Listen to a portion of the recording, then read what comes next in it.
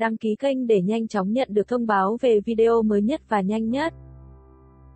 Vừa qua bộ phim Hữu Phỉ của Vương Nhất Bác đã lên sóng và tạo lên cơn sốt. Ngày đầu tiên lên sóng của Hữu Phỉ đã có hơn 300 triệu lượt tìm kiếm trên hot search.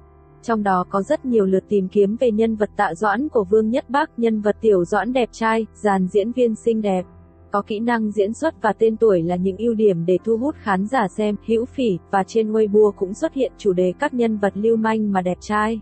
Và sau đây là danh sách 9 anh chàng vừa lưu manh lạ đẹp trai đã xuất hiện trong các bộ phim được phát sóng vừa qua. Trong đó, Tạ Doãn của Vương Nhất Bác thì rất đẹp trai với một cái miệng nói nhiều. Tật Sung của Tiêu Chiến thì lại rất dễ thương. Đứng thứ 9 là kẻ giả mạo đẹp trai và rất dễ thương, Lý Hiện vai Đinh Ninh trong Kiếm Vương Triều. Vai diễn Đinh Ninh của Lý Hiện trong bộ phim Kiếm Vương Triều thật sự rất dễ thương và vui tính. Song hành cùng Lý Hiện trong phim là nữ chính Lý Nhất Đồng. Dưới sự trợ giúp của dì nhỏ Thiền Tuyết, Lý Nhất Đồng thông minh, văn võ song toàn, Đinh Ninh trở thành một cao thủ kiếm thuật của Vương Triều, vào sinh ra tử nhiều fan. Đinh Ninh và Thiền Tuyết dần nhận ra chân tình dành cho nhau, tương tác giữa hai người rất ngọt ngào. Họ thường nói, ngươi chuẩn bị đi tắm rửa trước đi, rồi đợi ta ở trên giường, cùng song tu. Những câu thoại tấu hài trong phim thực sự là chọc cười cư dân mạng. Lý Hiện đóng vai Đinh Ninh một cách nhếch nhác và hài hước, vẻ ngoài nghịch ngợm của anh ấy hoàn toàn khác với vẻ lạnh lùng trong bộ phim Cá Mực Hầm Mật rất nổi tiếng mà anh hợp tác với Dương Tử. Trải qua nhiều biến cố, Đinh Ninh đã trở nên quyết đoán và tàn nhẫn hơn, chỉ khi ở trước mặt người đáng tin cậy nhất anh ấy mới bộc lộ sự ngây thơ và dễ thương trước đây của mình ra. Anh trai quốc dân đẹp trai và đáng yêu. Ở vị trí thứ 8, Triệu Chí Vĩ vai Triệu Quang Triều trong Anh Chỉ Thích Em.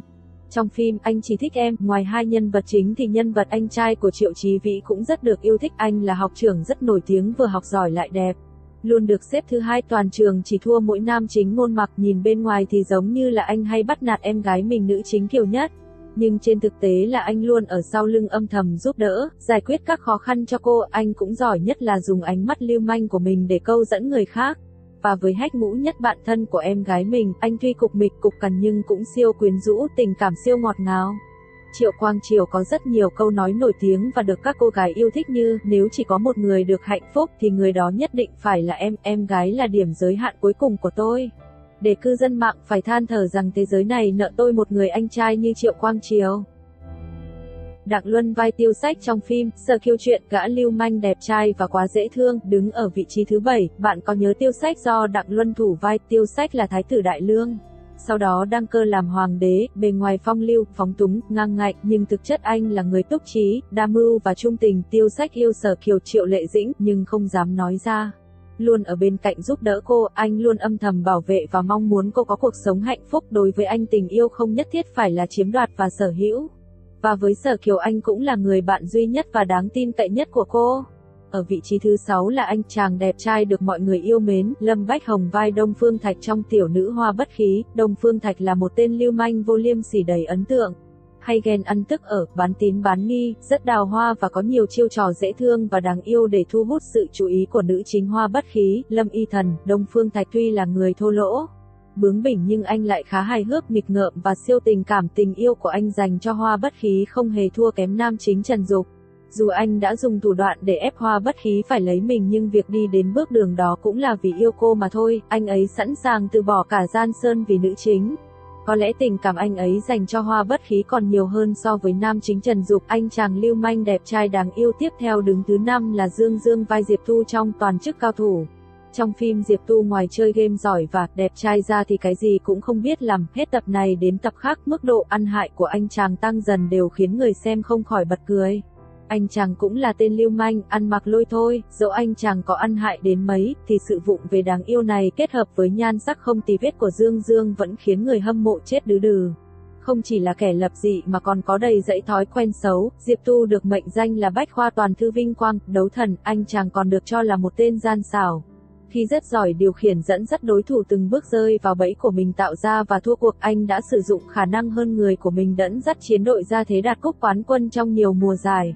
Đứng thứ 4 là anh chàng thám tử đẹp trai nhát gan, Lộ Nghiêu của Hồ Nhất Thiên trong phim Dân Quốc Kỳ Thám. Vai diễn lần này của Hồ Nhất Thiên thực sự là đã lật đổ hình tượng anh chàng lạnh lùng của anh trong các vai diễn trước đây. Lộ Nghiêu trong Dân Quốc Kỳ Thám là một anh chàng thám tử dễ thương, bất khả chiến bại và là một thám tử vui tính.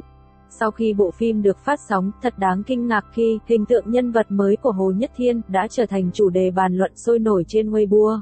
Lộ Nghiêu là cử nhân 2 ngành hóa học và sinh học tại Anh, là một chàng trai bên ngoài đẹp trai bên trong thông minh, chỉ số IQ cao, có khả năng phân tích suy luận nhanh, logic và chính xác, thường xuyên không biết xấu hổ mà đấu khẩu và bắt nạt nữ chính là Bạch Ấu Ninh Tiêu Yến, không biết thương hoa tiếc ngọc, thật khiến cho người ta vừa yêu vừa ghét.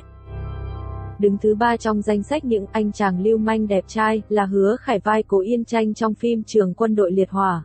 Trong phim, Cố Yên Tranh cũng lưu lại ấn tượng là một anh chàng lưu manh, bất cần đời, luôn tự luyến vẻ đẹp trai của mình, khi ghen thì cũng rất dễ thương, tính nết thì rất oái âm. Có thể nói đây là nhân vật siêu bất hảo 100%, Cố Yên Tranh đúng là một trẻ trâu, điển hình, là một tay ăn chơi phóng túng, luôn thích gạ gẫm người khác, nhưng khi gặp được nữ chính Tạ Tương, cô đã trở thành mục tiêu bắt nạt duy nhất của anh. Nhìn bề ngoài thì đó có vẻ là một công tử ngang tàng, ngỗ nghịch, nhưng sâu bên trong anh lại là người rất chính trực, trượng nghĩa. Vị trí thứ 2 trong danh sách là anh chàng thái tử đẹp trai hoang dã Tật Xung của Tiêu Chiến trong Lang Điện Hạ. Tất nhiên không thiếu bộ phim đang tạo cơn sốt gần đây, Lang Điện Hạ vừa được phát sóng. Tật Xung chàng thái tử cao cao tại thượng, kiêu ngạo, phóng túng, hài hước, dễ thương và dịu dàng.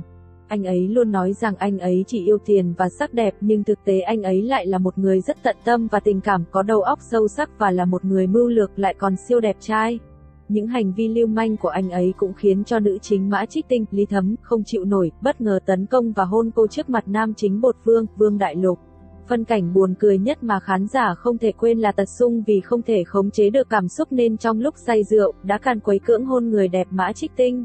Anh ấy thậm chí còn mạnh dạn bày tỏ lời yêu và khẳng định rằng không muốn nhường Mã Trích Tinh cho Bột Vương nữa, vừa dứt lời thì Tật Xung đã lăn đùng ra ngất, thật là đáng giận làm sao.